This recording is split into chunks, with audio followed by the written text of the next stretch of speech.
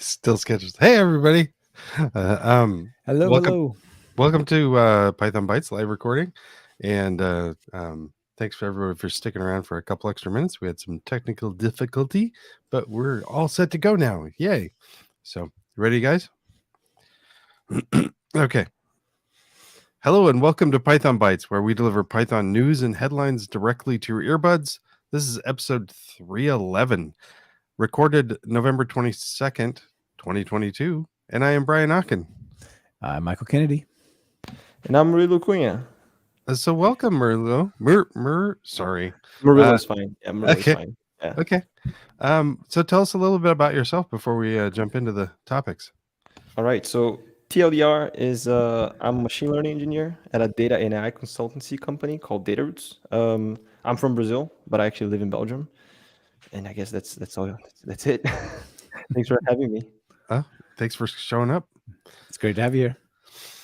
Well, Michael, why don't you kick us off with the first topic? All right, let's kick it off. I've got some fun stuff. Let's see what Murilo thinks about this. This is it's a little bit mathy what I got going on here. That is not the right screen. How about that screen?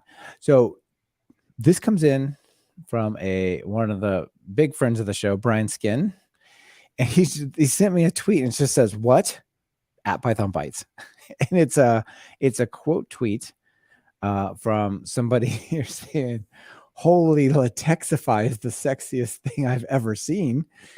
and look at this. So when I studied a ton of math, and the symbols of mathematics are really important, and they communicate stuff like really, really quickly. You can scan over and you see the symbol for the real numbers, or you can see the symbol for subset or, infinite sum. And you're like, I know what that means.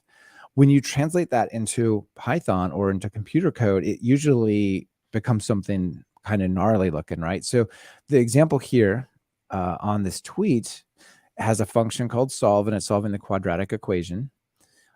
I guess just for one variation of the root, not the plus minus, but that's fine. It just says like -b plus math dot square root b star star 2. It's like symbol soup, right? Yeah. So this Latexify thing, LaTeX is the language of expressing those symbols the way mathematicians would have written them in, the 16th century or whatever, like the fancy flowing sort of, sum symbols and integral symbols and whatnot. And so what this does is you just put a decorator onto that Python function. You say Latexify dot with LaTeX. When you show that function in a notebook, it shows the formal mathematics of it. Wow. Like there's one that was doing, like I said, the quadratic equation. Another one that says if x is 0, return 1, else return math sine of x divided by x. And then the symbols is like this sort of like branching equation, like what you would write that in LaTeX conceptually. What do you think? Oh, wow. Is that insane? Cool. This is great. But it just changes the REPL of the function, I guess, right? Like if you call the function, it's all fine. Yeah, exactly. It doesn't change the function at all. It changes the repr or the stir. So if you do this outside of a notebook, what it prints out, let me see if I can somehow communicate this back. So if you print it out, what it returns, do I have it here? No. Yes. There. No, that's not it. Sorry, I don't have it. What it prints out is the LaTeX escape codes. So it'll say like \frac of, like it's the weird. I don't know how to write LaTeX. I did a little bit when I was studying math, and then I said that's something I never need to remember, and shot it out of my brain. Never again. Yeah, like that. Why do I need to know this? I don't need to know this.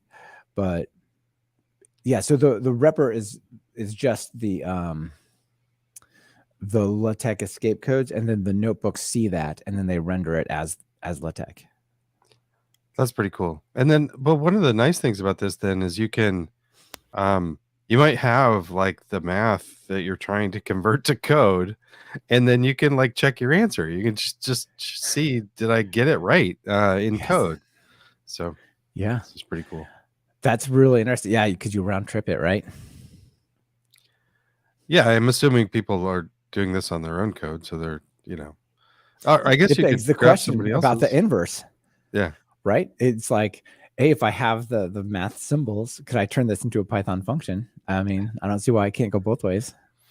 sure. Yeah. True, but I still think it would be easier to write the Python function than the latex code for rendering it. Yeah, that's true. I think it's a pretty niche use case, but I'm sure out Well, there I'm sure somewhere. someone's gonna find a cool use case for it too, right? Yeah. Yeah. This is pretty interesting. We got a couple of live comments. Madison, hey Madison, out in the audience. Madison's been on the show before. I'm blown away by how libraries like this are able to make math approachable. I wonder how this could be used with auto-generated documentation. Very cool. I agree. And Henry also says, I'm guessing it's working on the bytecode like Numba, but compiling it into a human language. Yeah, compiling it into the LaTeX escape codes, Which is not basically. human, but yeah. Which is the opposite of human readable, but it is text, right? And related to this, just is oh yeah, Henry tells us how it's done. Okay. It's using inspect, get source, and parsing the AST. Yeah, perfect. Another thing that's amazing, if people check out like the SymPy stuff, it does some really, really interesting things. Like if you go say to like calculus, you take a limit here, it'll do similar outputs as well, right? So you could put in this and it'll actually express it as symbolic math, and it won't lose precision because it solves it symbolically. And you can say like, factor this equation and whatnot. So that's kind of related, but this just says, given any arbitrary Python function not written in the symbolic form, just turn it into LaTeX, which is pretty amazing. So anyway, thank you, Brian Skin, for pointing that out. That is pretty neat. One final comment. I could not get it to install on my Apple Silicon Mac. Maybe that detail matters, but I couldn't get it to pip install. Out of PyPI, I had to pip install the Git plus the GitHub URL, and then it would install. I don't know why, but if people want to play with it, that might be necessary. Okay. Yeah. Cool. Right. Over to you, Brian. All right. Well, while we're talking about math, I'm often working in the measurement world, and where we care about like prefixes a lot, and a lot of people do with big numbers or small numbers, and this was actually suggested to us by Avram, and I think he's either works on this or it's his project. It's a project called Prefixed, and what this does is it's a class. It provides a class called float, capital F, that is derives from the built-in float, and it supports scientific decimal or scientific and IEC, which I'm not familiar with, prefixes. So things like scientific, like K and S and things like that. If you go look at all the metric prefixes, you got like there's some new ones, but N, K, mega, giga, things like that. And it just so it adds these onto when you print them. So it acts just like a normal float most of the time. You can use it in math equations and everything. The interesting things is if it is used in math equation, the result will be a one of these prefix float types. But then the nice thing about it is when you convert it to a string, it includes the little prefix thing, or the suffix or whatever, the little micro or K or M or something like that. So I think this is actually super helpful. I'm going to use this right away because I use a lot of like big and small numbers, and reporting out just the huge thing or just the float is sometimes horrible to compare with. So this is pretty cool. It's very clever. I love how simple the idea is. So you can just F string one of these floats and say colon 0.2h, and that'll convert it to and the H tells it to be either, kilo or micro or mega or, whatever suffix is needed. That's cool. Right. And then there's the byte example where they said, well, I'm going to use the capital B for bytes, but that's after the formatting of the number. And then the K comes in from the float thing. So That's pretty cool. One of the other things that he passed along is there's some new prefixes. So this is apparently new. New scientific prefixes over the last for the new ones for the last 30 years apparently.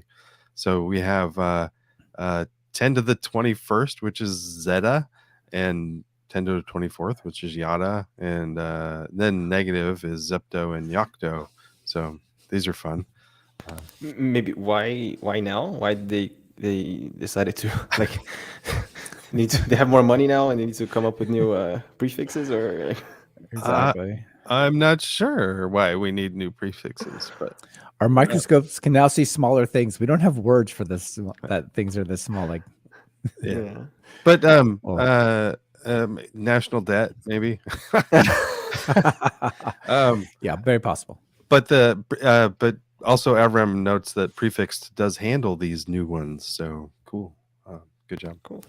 One Yeah, thing in very Python nice. too, you can put the underscore, right? To like if you put underscore on the thousands, that's something that makes it easier, I think, to read the numbers too. That's what I was Yeah, using like till the now. digit grouping. Yeah. Yeah. Do you do that a lot? Not a lot, but like whenever I can, I do. I think it makes it easier to distinguish how big the number is, I guess. I always forget to. I know it's there, but I never use it. But I think usually it's like when I'm counting the zeros with my finger on the screen, I'm like, no. I was like, maybe I'll just put a underscore there. It makes everyone's life easier. Yeah, I've really started doing that a lot the last couple of years, but before then I didn't. cool. Well, what is next? Murilo, what you got for us? I think that's me on the screen. Yeah. DBT. Have you First, ever you got to heard? accept some cookies. Hold on. Oh, I do. My bad. Just kidding. No, I'm just teasing. I love cookies. These cookie things drive me crazy, man. I don't know. Like, yeah. I think it's like it's Anyway. crazy how like now that it's popping up everywhere, and then you see like the data that they're gathering all the time, and this, and it's like okay. yeah. But maybe DBT. Have you ever heard of DBT? Is this something? Because in the data world, in my field, it's super popular. But I don't know if it's a bubble as well. I've never heard of it. Michael never heard. Yeah, of it? I think I've heard of it, but I couldn't tell you what it does. So I'm basically in the same spot. Yeah, tell us about it. No, it's a really cool tool. It's open source as well. They have their cloud option, I guess, right? So you can pay and they host it. Maybe a disclaimer as well that I always see it and I always want to use it, but I haven't found the use case. So I don't have first-hand experience here. But basically, the way I would describe is that they add best practices around SQL projects. So why am I mentioning this on Python Bytes? It's built with Python. Yay. And the other thing too is that they actually mix Jinja with SQL stuff, right? So you can actually do for loops. You can do stuff like that. So you don't have to repeat every time and just change the variable. They also have these like reference macros and stuff. So you can actually say, okay, this comes from that table that is on that file, and this comes from this. So you can actually chain a lot of these dependencies, right? Like there's a lot of projects that you have this ETL stuff, right? So you just have to basically transform at each step. And with DBT, they actually keep track of what depends on what. And you can say, oh, I want the freshest data here, and you execute everything that it needs to be executed there. Wow. Yeah, so it's super cool. They actually support a lot of like data platforms here, right? So you see like BigQuery, Databricks, Snowflake, all these things as well.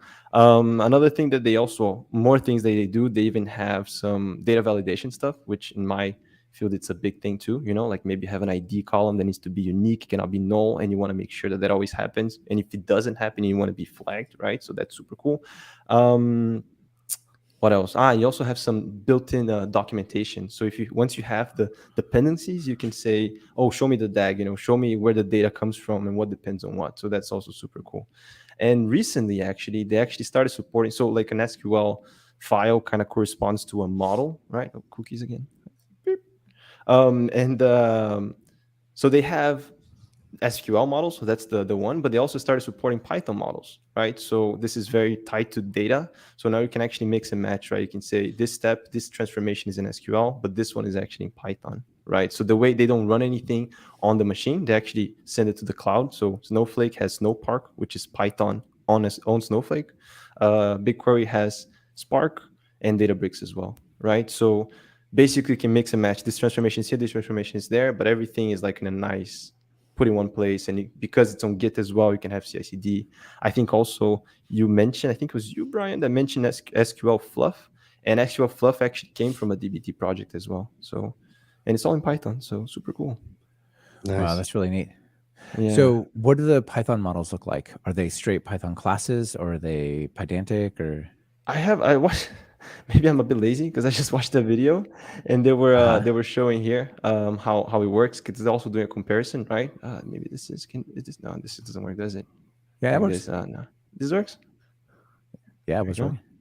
go. Okay. But the quality is horrible. It's But okay. in a nutshell, Okay, you so you have this derive. Yeah. you Oh, but you it says define a def. Okay, function. got it. Yeah, you define a function Okay. that has a DBT and a session, and then you create a reference. So reference is basically a table, right? And you can say, and then from that point on, you can say two pandas, and then you can just basically use the pandas API to transform that, right? So there's still some caveats, right? Because panda is not super performant depending on how much data you have and whatnot. So sometimes you probably still want to stick to the SQL stuff, but then it Right. opens a lot of possibilities there too, right? So even stuff like deploying machine learning models on the SQL infrastructure and everything. So. Yeah, so it's kind of this same old story. Even if you're working with an ORM, sometimes you don't want to bring all that data back to make some minor change, and then you would just do a sort of an update statement instead of pull back 10,000 models, change something, and call save 10,000 times, right? Like, it's probably that kind of trade-off, but that's really cool that you can bring it back into Python this way. What are you using it for in your work, or like what are you interested in using it for? Well, I think we have a lot of these like ETL pipeline stuff, right? A lot of these, we have some data here, and then we want to like basically clean it up, make sure it's all uniform, and put in a dashboard, calculate some KPIs and whatnot, right? And so business people can see, are we doing better? Are we making more money or not? Kind of. Yeah. And like a lot of the times it's just SQL, right? It's also more accessible for a lot of people, so we stick to SQL.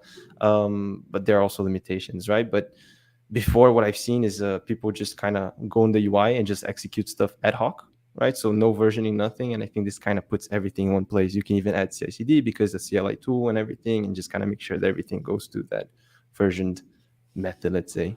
I mean, and again, if you need something more fancy, right, then you can throw some Python stuff in there. But usually we try to avoid it, to be honest. I can imagine. Let's see here. Hold on.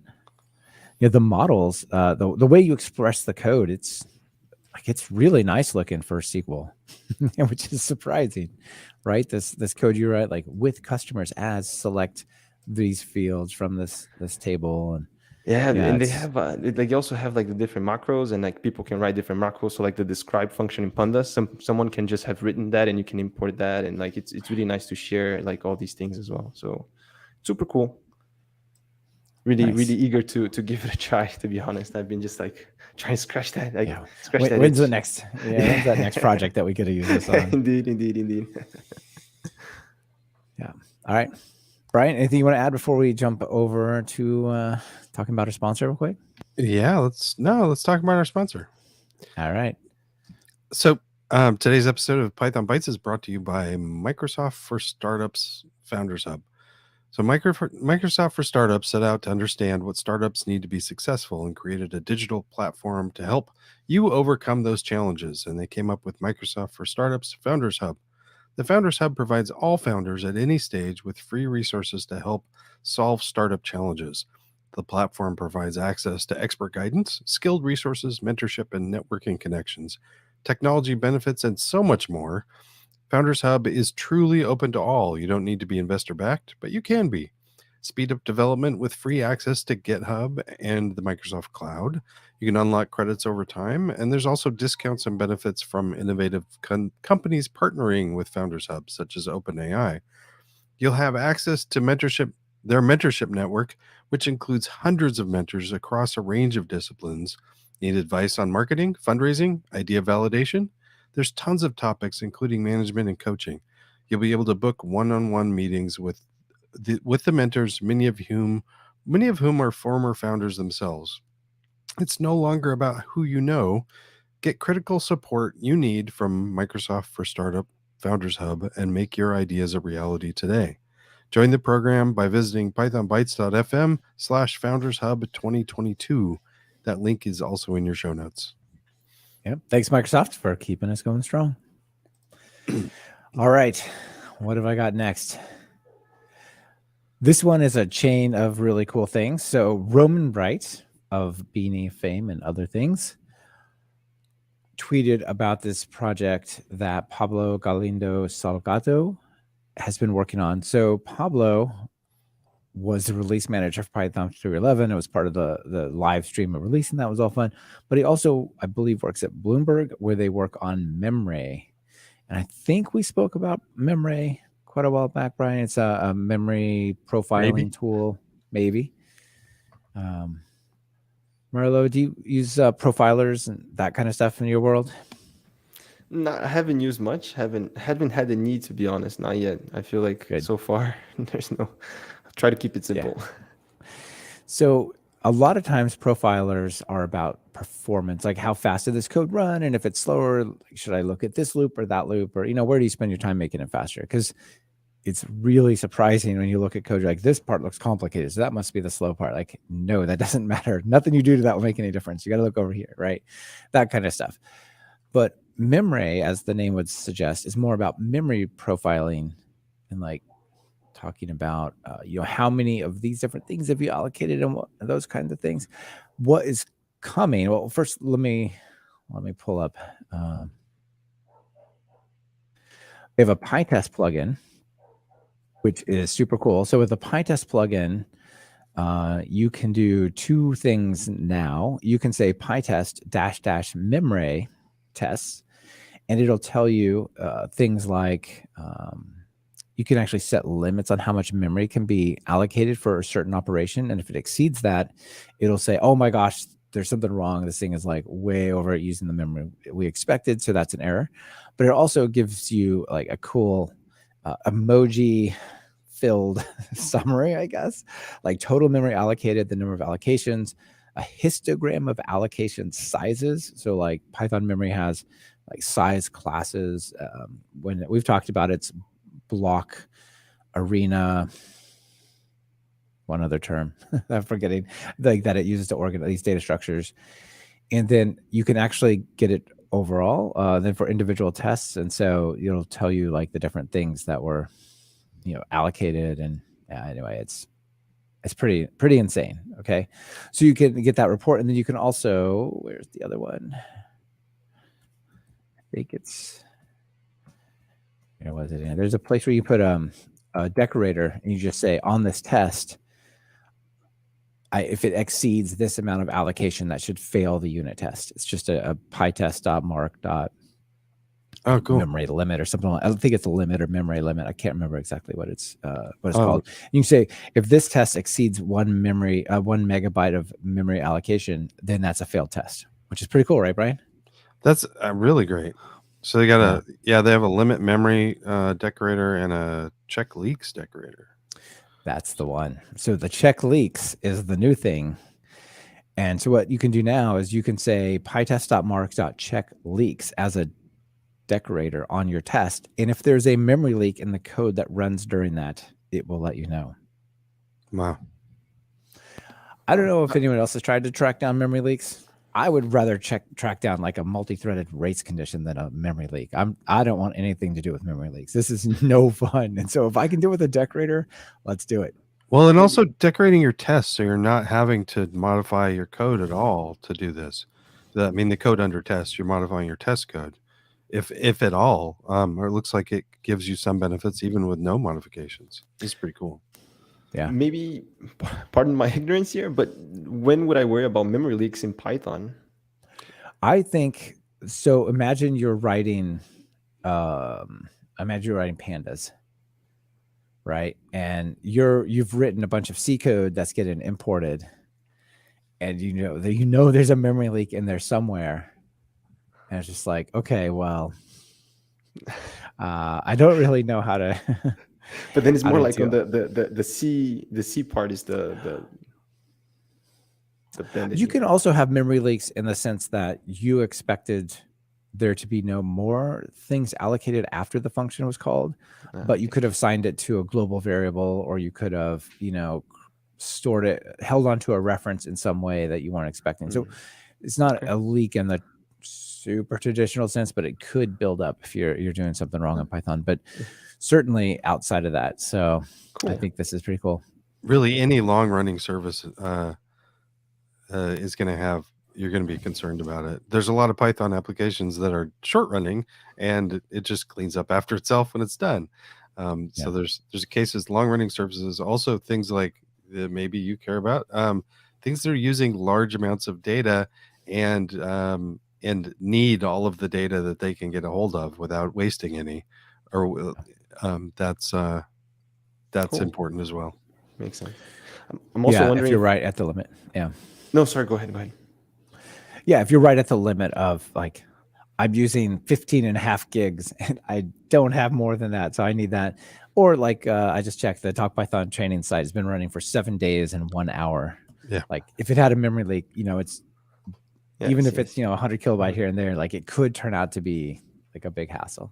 So okay, cool. I'm wondering if you could use this for edge device stuff. If you want to limit the memory, because we know the edge device won't have that much. So that's actually a really good point, because if you're on one of these like Circuit Python little boards, they've got like 256K of RAM, and that's very different than 16 gigs, isn't it? Yeah. Right. But yeah. So you could test your application on a larger computer and limit how much memory you give it. So it's kind of interesting. Right. Yeah. I think you would want to do that with the limit rather than the check leaks, but still. Yeah, but it's the same. Yeah. Cool. Yeah. Awesome. All right. Let's see a couple of comments from the audience. Gareth out there. Hey, Gareth. Says, I ended up writing Docker containers that swapped out every couple of hours to solve it. I mean, that's actually what a lot of people do, is like, you know what? If it runs more than 12 hours, it's a problem. So we just tell it to recycle itself. And then Madison says, this is so cool. I need memory profiling all the time with some of the data I do work with regularly. So people are digging it. Cool. Yeah, very cool. So thank you, Roman. I know you didn't send that in to us on purpose, but you shared it with us anyway. Thanks. Nice. Over to you, Brian. Okay, before I get on to the next topic, I want to point out that Henry Schreiner, I'm going to paraphrase him by saying, Brian, you dork, you didn't even read the article. Yes, you're right, Henry, sorry. So the new prefixes, I was showing the previous new ones in 91 when they added Yocto and Zepto. These are not the new ones. The new ones are down here with Rana Quetta, Ronto, and Quecto. Yes, the reason why those sounded familiar is because they've been around. These new ones, they're the new ones. Okay, so thanks, Henry, for clarifying that. But on to the next topic is Will McCougan says, please steal my source code. So he wrote an article, Will McCougan wrote an article, said stealing open source code from Textual. And he says, I would like to talk about a serious issue with free and open source software. Stealing code. You wouldn't steal a car, would you? And then actually he has this funny video that he embeds about like how like digital piracy really is like stealing, and it's sort of a funny video. But the comment is real, that like you can steal code from open source projects as long as you can. So please read the MIT license, or read the license to make sure that you can, and in a lot of cases you can. So like I'm going to give an example that I use a lot. Is I'll think of something that I want to do, like I'm interacting with a library, and maybe I don't quite get how to do that with the documentation. I can search GitHub for projects that use that library also as an example, and so that's a way to look at other source code of how to interact with a project that maybe doesn't have the greatest documentation. You can see how it's done. And I've honestly never thought to do that. That's a great idea. And I'll go look at the tests and stuff. I'm like, these tests suck. There's not a single one that shows me like this use case that I'm looking for. This is brilliant. Some of the I do that a lot with PyTest plugins, because I look at how other plugins are testing their stuff, and I'm like, oh, how do they do it? So but so the warning there is he's not advocating for piracy. Open source code gives you explicit permission to use it, and if you're actually just copying the whole thing, you probably should reference it and use the same license. Or if you're copying large chunks, but the MIT license, for example, says it's substantial copying, so a little bit of copying is fine. And Will says textual has some cool stuff in it that you might want to look at. So he's got a loop.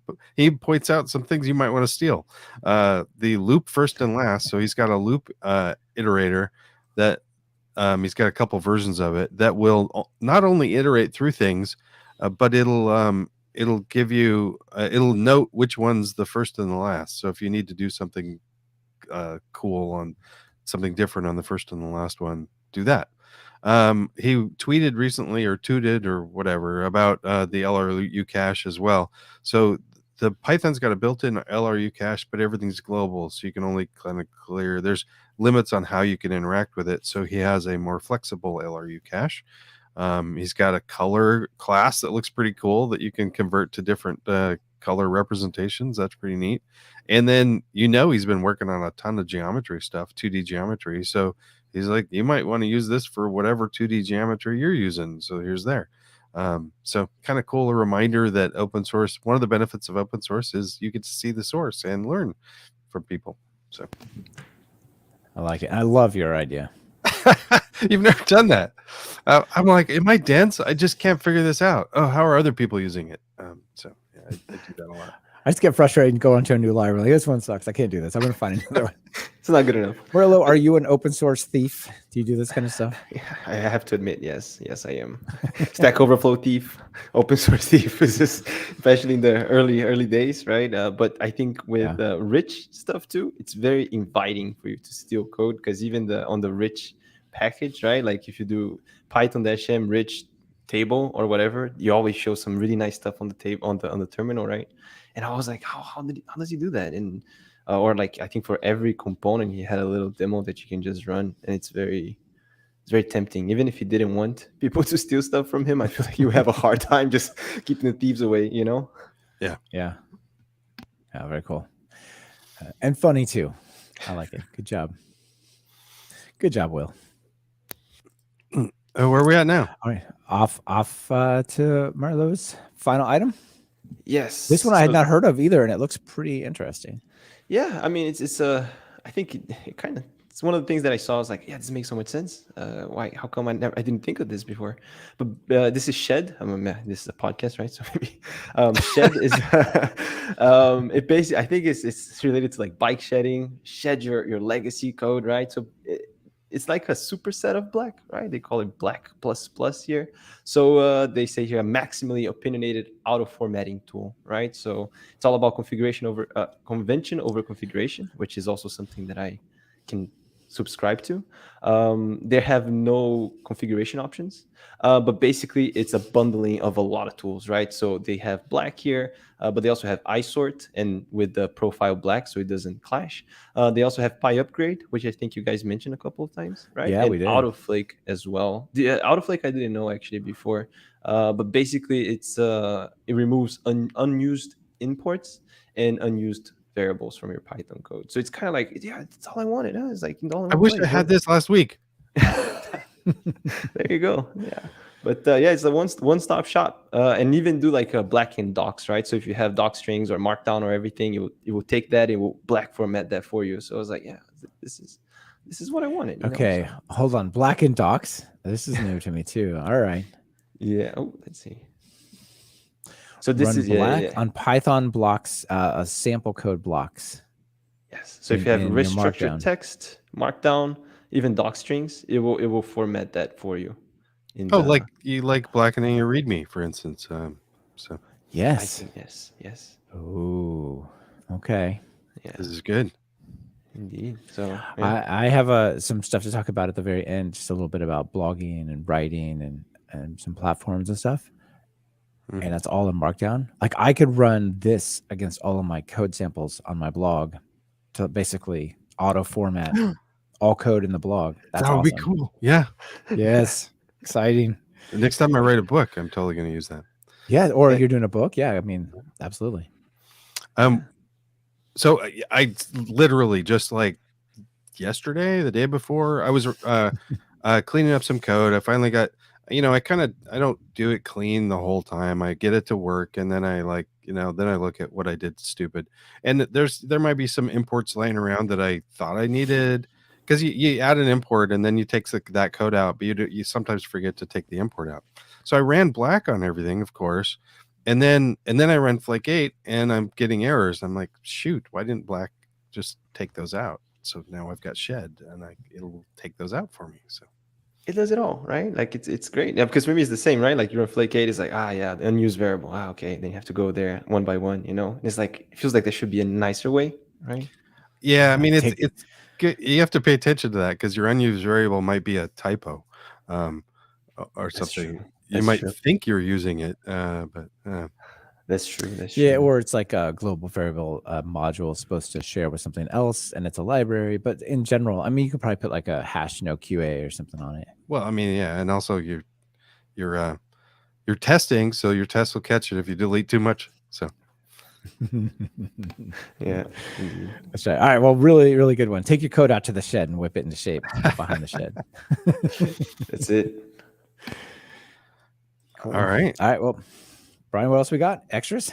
I got some extras. You got some extras. Who should go first? You go first. Okay. Well, the thing that I've been working on is pytest check, and I finally got, and I've been talking about this for like a month, because I've been slowly pulling this into shape. It's almost a complete, not really a rewrite, but I moved everything around, and the code's a lot easier to read, and so it makes me happier. And I also changed the API. So I wanted to mention to everybody that you can either use from pytest check import check to get this check object, or you can stick the check object as a fixture. And either way, you get access to everything in the library. That's the only thing you have to do.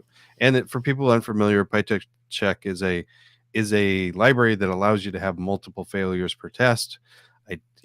Normally the recommendation is try to fail on one thing, but sometimes you need lots of data. And I just threw in a little example that uses both. So if it's using HTTPX to grab the status code, and as long as the status code's 200, then I can check a whole bunch of stuff. I can check to make sure the redirect and encoding is right, and check for some stuff inside the. I mean, these could be multiple tests, but if it really is, you're checking multiple parts of things. And for scientific work and measurement work that I do, I'm often checking tons of aspects of a waveform, and it's really just making sure the waveform's right, and that rightness is multiple checks. So use that.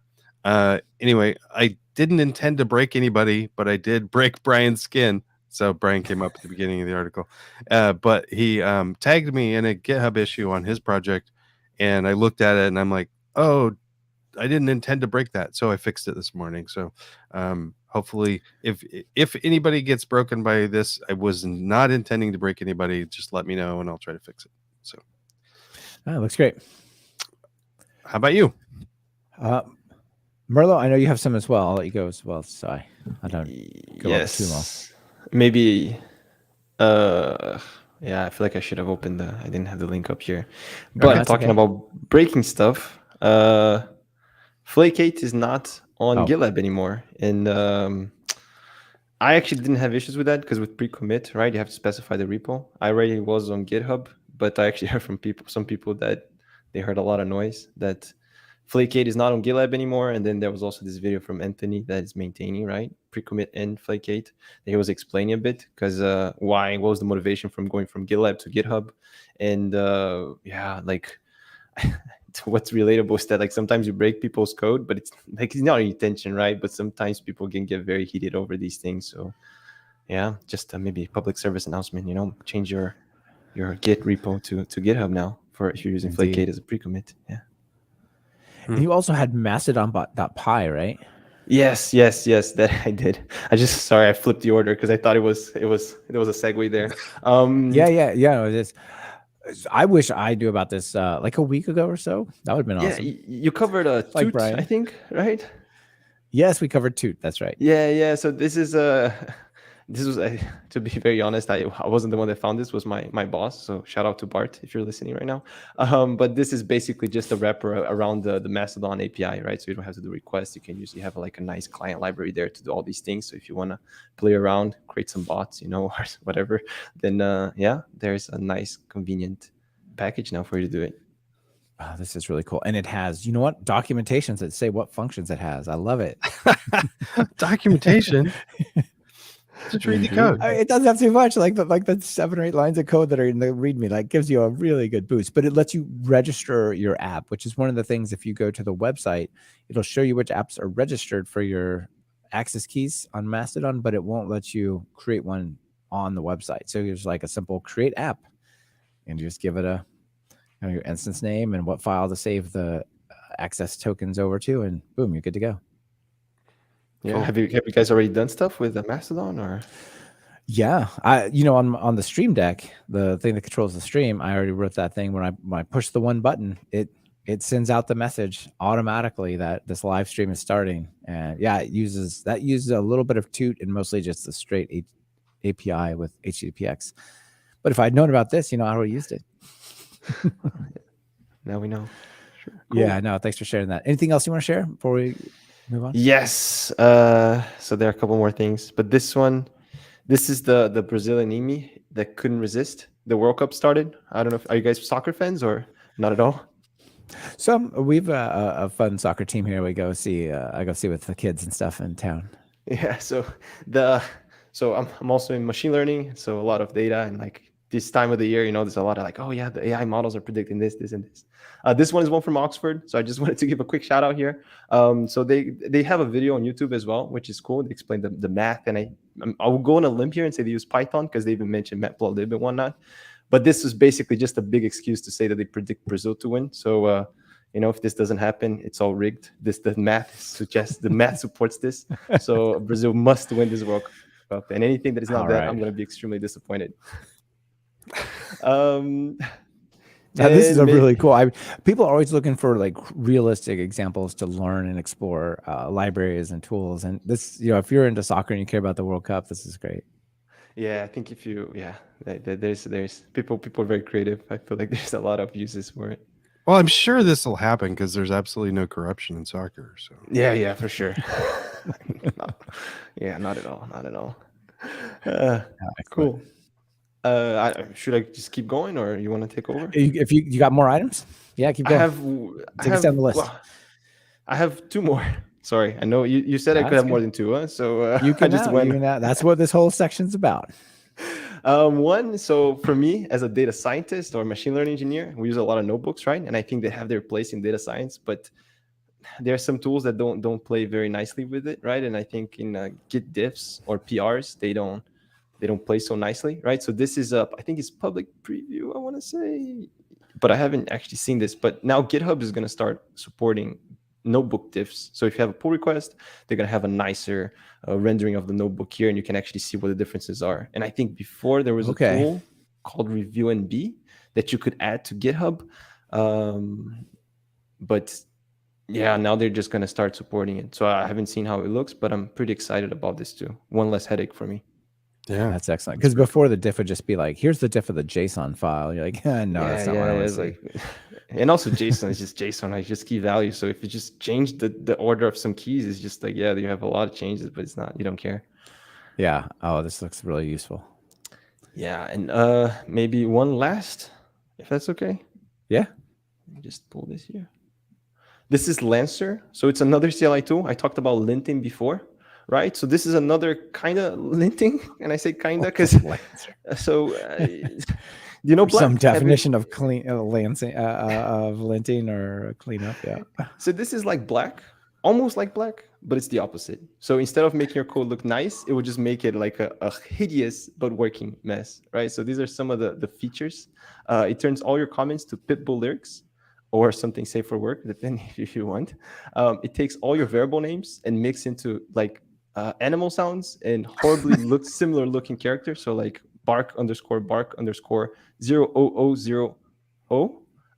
It adds white spaces. It adds completely irrelevant comments and the code still runs after these improvements. So I here's love an it. example. Yeah. You have here some comments and everything. So before, like, nicely formatted, and then afterwards you see some comments like bada bing bada boom, you know, there's nothing like Miami Heat, some alpha characters in your variable name. So pretty good stuff.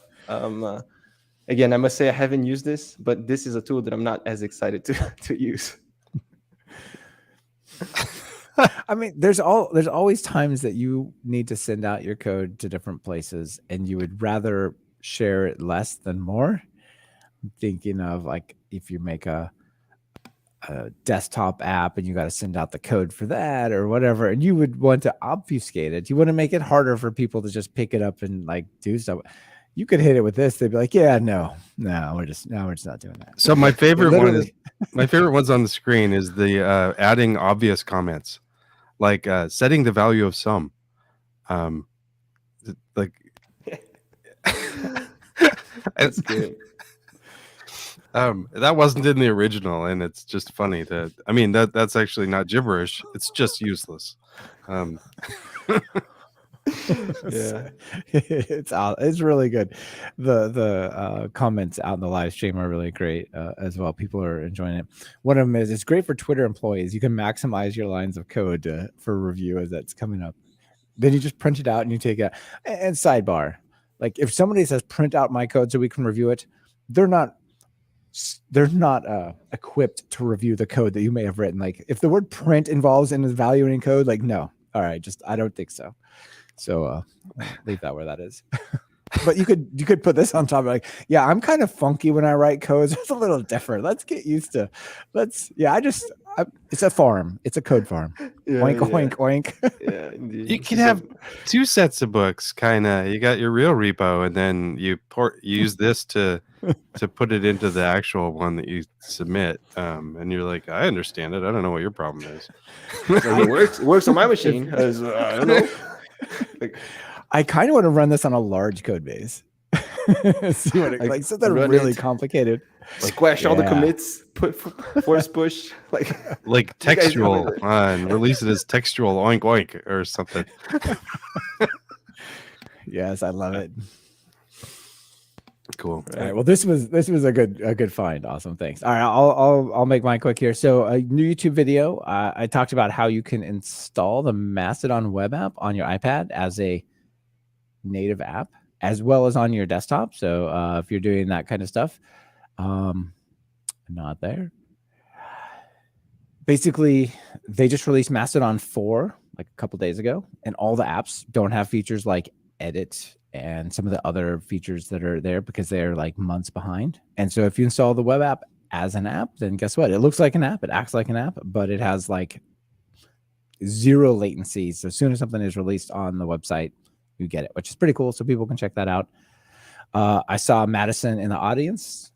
She sent over a call for proposals, or calling all Pythonistas, if you will, for PiCascades. So PiCascades is back in person this year in Vancouver, BC.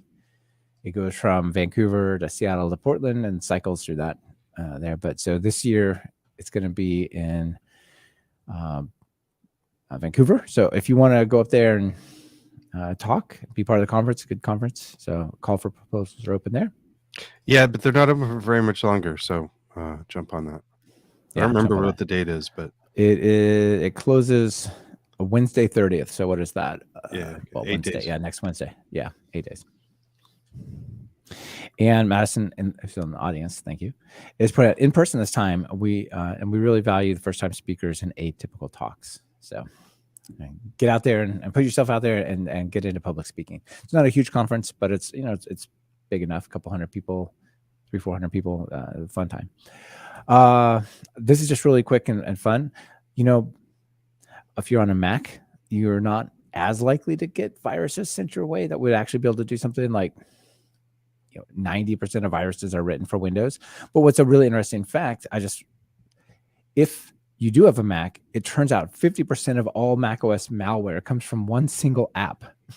Can you believe that? What is it, Safari?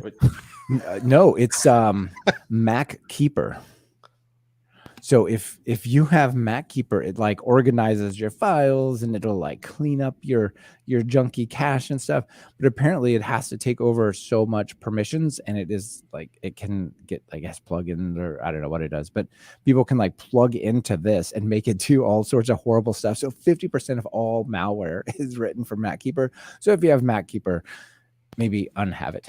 Unhave it. I recently, as a Sunday, launched a new website that I hope will bring me back to writing some more. We'll see about how that goes. But here I'm trying a new philosophy on blogging, Brian. I don't know how you feel about it, but I have a blog. I've been doing it for a long time, but like I looked, the last article I wrote was like 2020. I'm like, oh, that's not so good. And the reason is I would always try to write like 2,000 word posts that are really written. I'm like, but I could post to Twitter and Mastodon all day. And it's like, I can just do that. That's no problem. I don't like fall behind on Twitter. I'm like, well, that's because these really should be super short posts. So I've got this new website that I wrote that are just super short, fits on a page type of articles that people can go and check out. So yeah, some people are promoting like today I learned things, but short. And why not? I mean, if you think it's going to be a thread, write a blog post. Exactly. Yeah. So cool. So all of these are written in. This is all based on Hugo, which is just learned about it, but a ridiculously cool static site generator. Have either of you played with Hugo? I use it. I love it. So pythontest.com is written on Hugo. So it's ridiculous, right? No, Murilo, you haven't? Sorry. No, I haven't used it, but I heard of it. Yeah, I heard nice things. So you basically just go to your directory of markdown files and images. You just run Hugo -d server, whatever. And then as you write, you have your web page open in your browser, and it automatically sees the markdown file changes or the CSS changes, regenerates it, and refreshes your browser. Just so your browser could be just over there, and it's just periodically, as you make changes, it instantly refreshes. So you don't even go and refresh the page to see how that. You just write, and the browser just watches and reloads. It's cool. Yeah, and so you got it so that you just push your changes to GitHub or your repo and it just appears on your website. Like exactly. magic. Yeah, exactly. So that was my next thing is then I set up a Netlify free account with CD and SSL custom domain name. It just has a prod branch that I connected it to, and when I push to prod, boom, it just goes there instantly. So anyway, people are looking at that. That is super cool. Push to prod. Oh, that's kind of cool. Well, I just edit on prod. So I just log in. I edit over SSH. Yeah. Just edit on the server. The server is the backup. Anyway, I have stuff on the screen, but there are no more backups. That's just stuff I pulled up while we were talking. So no more extras, I mean. So yeah, fun stuff. People check out the blog website and the video and apply for speaking at PiCascades. Nice.